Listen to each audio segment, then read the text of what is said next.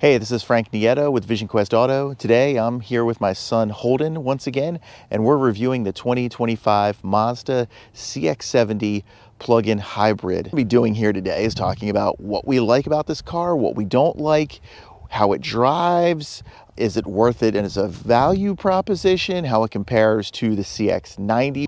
So you have anything to add here, Holden? Nope. All right, so let's get to it.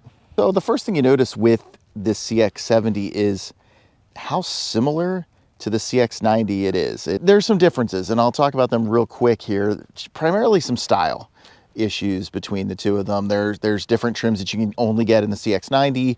There's different looks that you can only get with the CX-70, notably the blacked out aspects here. See the caps, the mirror caps, the wheels, they're blacked out, that grille a little bit blacked out. This is unique to the CX-70. So some styling cues, the biggest ones of course are the CX-70 does not have a third row, the CX-90 does. Both have plug-in hybrids, and the pricing is pretty similar as well. The biggest reason to get a CX-70 over a CX-90 is you don't want that third row and you want a little bit more cargo space. And maybe you want the styling aspects that the CX-70 has. Here is the John Cena You Can't See Me award, which is you can't see that third row. But what you can see are cup holders for a non-existent third row.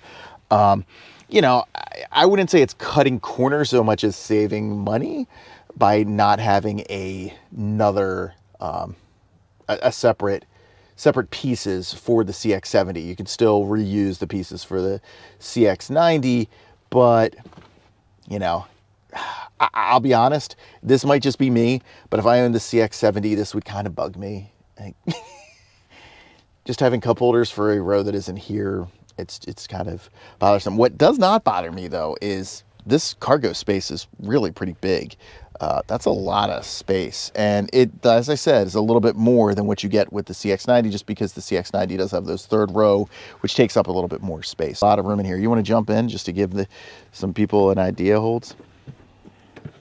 Yeah, I mean, that's a lot of room, you know. It's a lot of room, and it looks really nice too. One of the things I like about Mazdas just in general is how nice they keep their stuff. Like they really go for that kind of sporty aspect as far as handling, but then they also go for that near luxury look at a discount price in a lot of ways.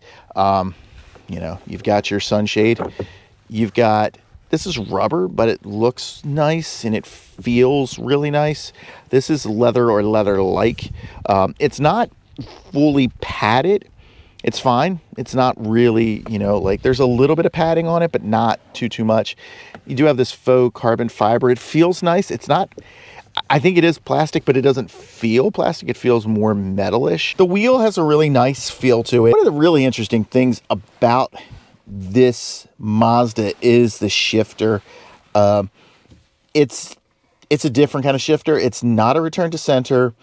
It's got a kind of like an L gate, which is, for those of you who may remember or are old enough to remember the Jaguar J gate shifter, that's what this kind of feels like. So it starts off obviously in park. To move it to reverse, you'll have your foot on the brake, obviously, and then you slide it over, and see, now it's in reverse, and then you slide it neutral and drive. So it has that 7 or L shape, however you want to put it, which is unique. It takes, really the first time you get in the car, what I did was I kind of went too fast and I wound up in neutral instead of reverse just because I didn't know.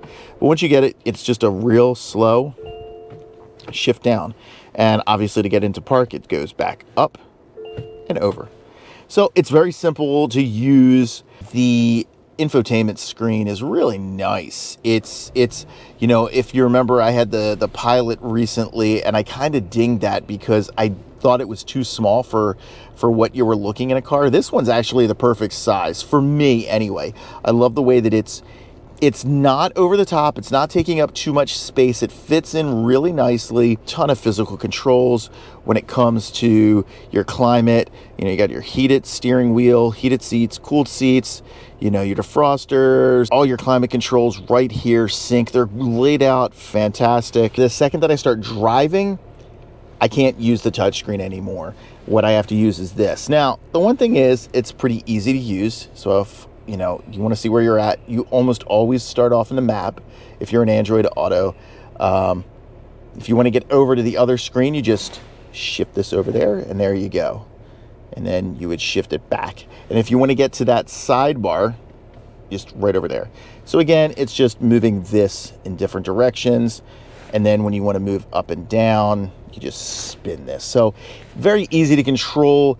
It does take some getting used to. This does get about 26 or so electric only miles, which is decent. So our next category here on Vision Quest Auto is going to be what song we think this car is.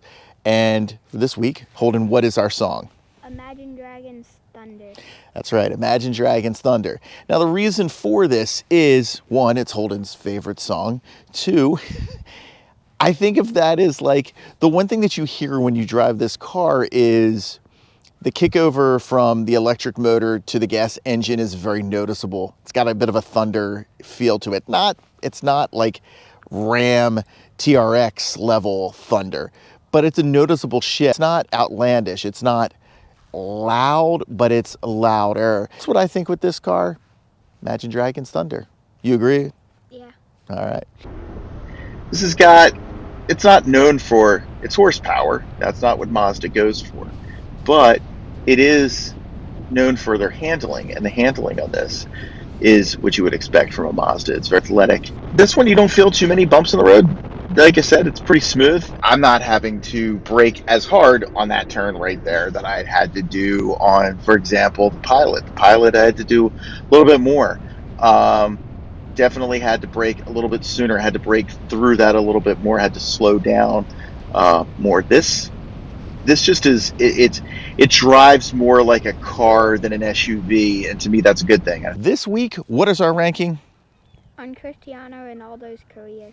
On Cristiano Ronaldo's career. So what we mean by that is, where does this car fit in Cristiano Ronaldo's career? Is it him at Real Madrid, at Juventus, Manchester United, one or two, or it's Sporting? Where do you think this car is at? Sporting. Okay, why is that? Because it just came out. Okay. And he just started when he was at Sporting. Okay, yeah, this has been like just a few years old. This is one of Mazda's newest models. So yeah, I can see that. I don't think this is peak Ronaldo. We're talking about Real Madrid. All right, that concludes our review for the week. We hope you enjoyed it. We hope you found it informative. If you did, please like, share, and subscribe. That really helps us out. For Vision Quest Auto and for Holden Nieto, I want to thank you for watching, and we'll see you around.